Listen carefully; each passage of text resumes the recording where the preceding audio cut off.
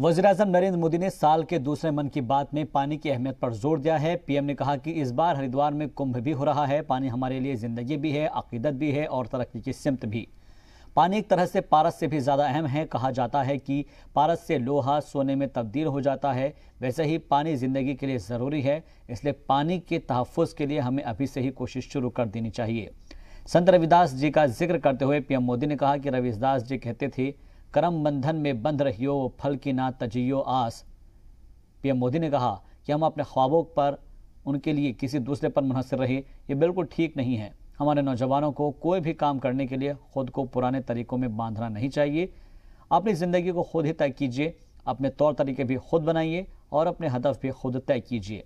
PM Modi ने तलबा से मुखातिब होते हुए कहा कि आइंदा कुछ माह आप सबकी ज़िंदगी में ख़ास अहमियत रखते हैं। ज़्यादातर नौजवान साथियों के इम्तहानात होंगे और कहा कि हर साल की तरह इस साल भी हम परीक्षा पे चर्चा करेंगे। माघ का महीना विशेष रूप से नदियों, सरोवरों और जल स्रोतों से जुड़ा हुआ माना जाता है। माघ महीने में किसी भी पवित्र जलाशय में स्नान को पवित्र माना जाता है। दुनिया के हर समाज में नदी के साथ जुड़ी हुई कोई न कोई परंपरा होती ही है। नदी तट पर अनेक सभ्यताएं भी विकसित हुई हैं।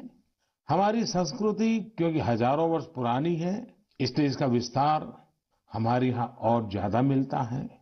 भारत में कोई ऐसा दिन नहीं होगा जब देश के किसी न किसी कोने में पानी से जुड़ा कोई उत्सव न हो।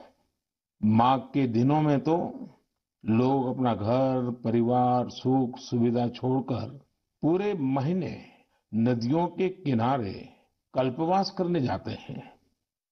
कोरोना से सावधानी कम नहीं करनी है। आप सब स्वस्थ रहेंगे, खुश रहेंगे, कर्तव्य पथ पर डटे रहेंगे तो देश तेजी से आगे बढ़ता रहेगा। आप सभी को त्योहारों की अग्रिम शुभकामनाएं। साथ साथ कोरोना के संबंध में जो भी नियमों का पालन करना है, उसमें कोई ढिलाई नहीं आनी चाहिए।